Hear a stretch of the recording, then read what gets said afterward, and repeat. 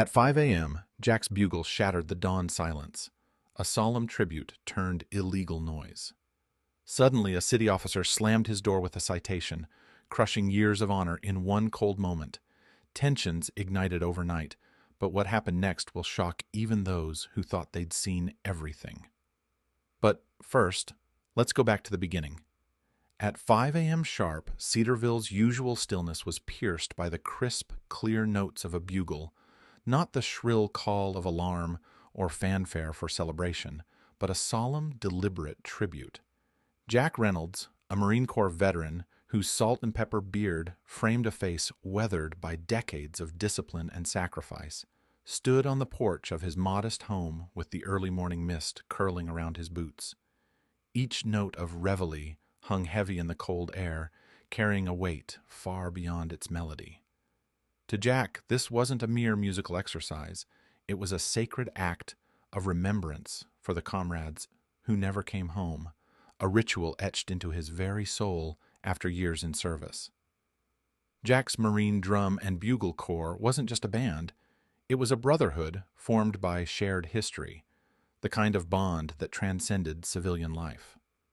This dawn concert was their way to reclaim the dawn hours for respect, reflection, and quiet patriotism, a counterpoint to the relentless noise of everyday life.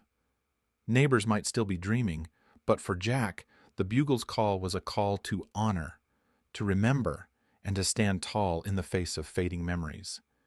Yet this fragile moment of tribute was violently disrupted. Just as Jack lowered his instrument, a firm knock rattled the doorframe. Sergeant Mike Grady of the City Noise Patrol stood there, clipboard in hand and a practiced look of duty etched into his face. Mike was a man of routine and order, a firm believer that rules existed for a reason, to keep peace in a town that prized quiet mornings and predictable schedules.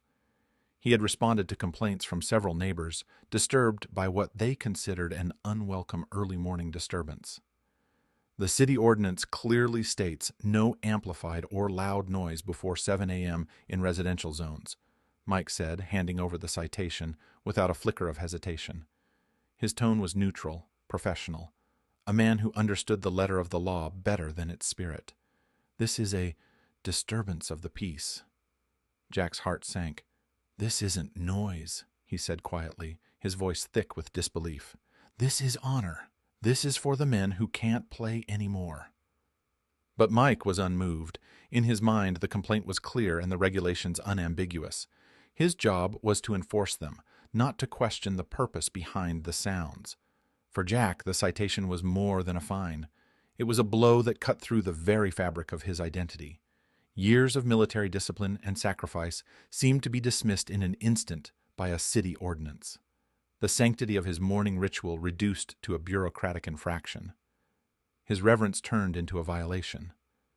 As Mike turned away, ready to move on to his next call, Jack's eyes lingered on the folded citation in his hand, the stark print, a cold reminder that even respect and tradition could be overshadowed by rules and complaints. The dawn, once filled with hopeful remembrance, now carried a bitter note.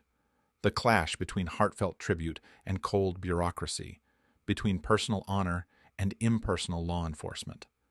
Jack's mind raced with conflicting emotions, frustration at the fine, sorrow for the lost sense of community, and a simmering determination to find a way to reconcile these worlds, the disciplined veteran's call to remembrance and the city's demand for quiet conformity.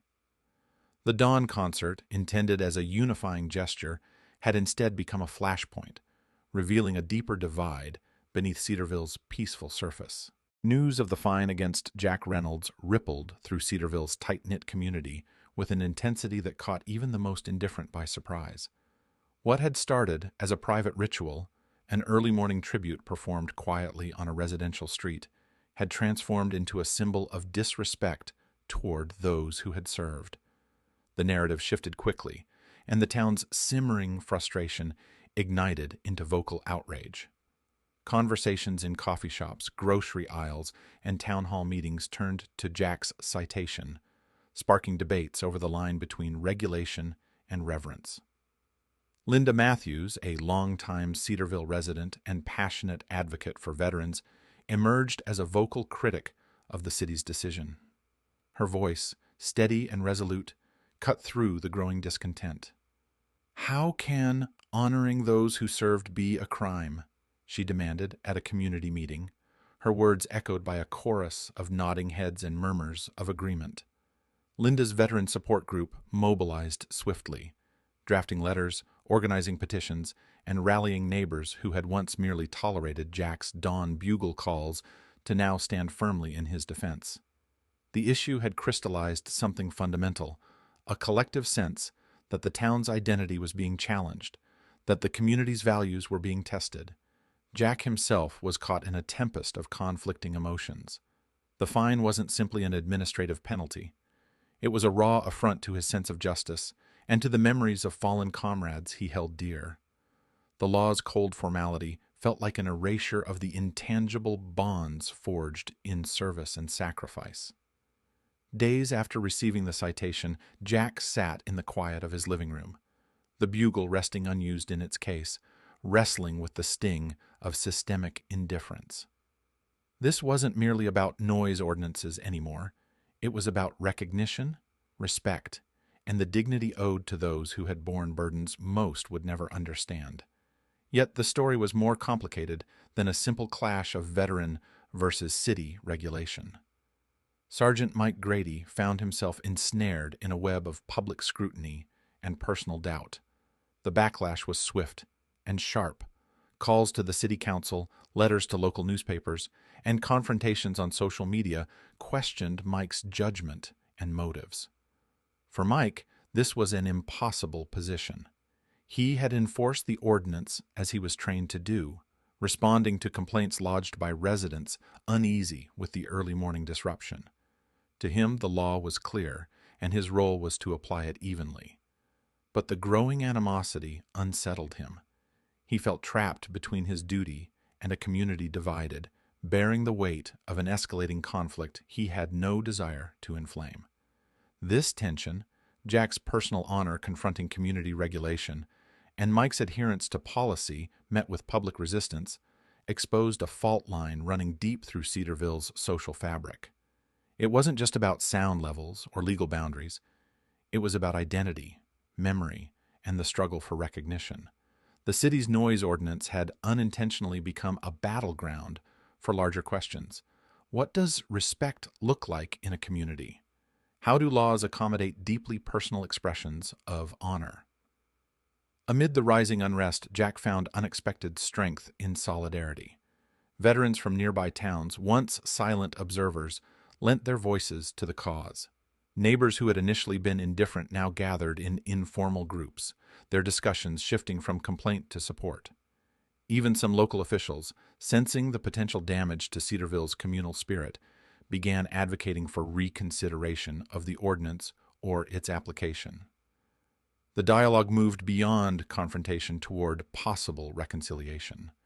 Emboldened, the Marine Drum and Bugle Corps announced plans for a public dawn concert, not merely as a musical event, but as a statement, a reclaiming of space and voice at the break of day. This concert was to be more than an echo of Jack's morning ritual. It was a deliberate, collective act of remembrance designed to unite the town, bridge divides, and reaffirm the community's respect for those who had served. The stakes had grown beyond a simple fine, crystallizing into a fight for dignity, recognition, and the heart of Cedarville itself. The chill in the early morning air carried a palpable electricity as Cedarville's Central Park filled with a gathering unlike any the town had seen before. Hundreds of people, neighbors, veterans, families, city officials, and curious onlookers assembled beneath the skeletal branches of oak trees that had witnessed decades of silent mornings and whispered memories. The crowd's murmurs ebbed into a respectful hush as Jack Reynolds and the Marine Drum and Bugle Corps prepared to perform, their uniforms crisp, instruments gleaming in the pale light before sunrise. Jack stood at the forefront, bugle poised, eyes fixed on the horizon where the first blush of dawn began to spread its tentative glow.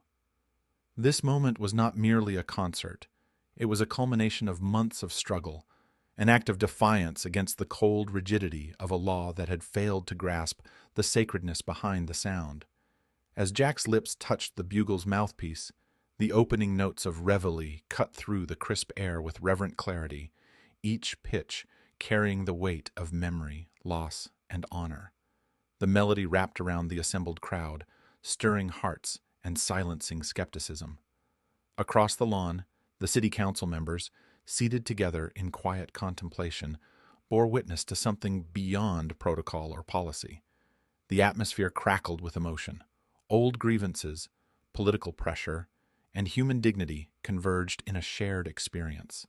The council's recent decision to repeal the noise ordinance as it applied to veterans' commemorative events was not just administrative reversal, it was a recognition of humanity within legislation, an acknowledgement that some traditions must transcend bureaucratic boundaries. Among the attendees, Sergeant Mike Grady stood apart yet connected, his uniform a symbol of authority, and his stance one of tentative humility. Watching the bugle's piercing call dissolve into the dawn, Mike's mind wrestled with the lessons learned. The rigid enforcement of law without empathy had created unnecessary fracture, deepening divisions rather than fostering peace. In that moment, the noise ordinance was no longer just a statute. It had become a metaphor for misunderstanding and missed opportunity. Approaching Jack after the final note faded, Mike extended his hand, the gesture both an apology and a bridge. "I see now what this means," he said quietly, his voice carrying a sincerity that dispelled years of tension. "I'm sorry it had to come to this." Jack accepted the handshake, a complex swirl of emotions settling within him. Relief, vindication, and a pride born not of victory over a man, but triumph over injustice. The conflict that had begun with a single note at dawn had ignited a broader conversation about respect, memory, and community. This resolution was not an end, but a beginning, a restored space where traditions could thrive and where the voices of veterans would echo unimpeded. In the days that followed, Jack's bugle call transcended its origins, becoming a symbol of resilience, justice, and the enduring power of communal spirit. It inspired Cedarville residents and veterans far beyond its borders to listen more attentively, to hear not just sound, but the stories and sacrifices behind it. The city's once cold and indifferent bureaucracy had been softened by collective will and heartfelt advocacy. Cedarville had learned to honor its own in a way that was both profound and lasting. Jack's story, told and retold in homes, meetings, and memorials, became a beacon of hope for veterans everywhere, proof that respect can be reclaimed, traditions can survive, and a community united by empathy can overcome the weight of injustice. The dawn bugle was no longer merely a morning ritual. It had evolved into a clarion call for justice, echoing through the hearts of those who listen, remember, and honor sacrifice.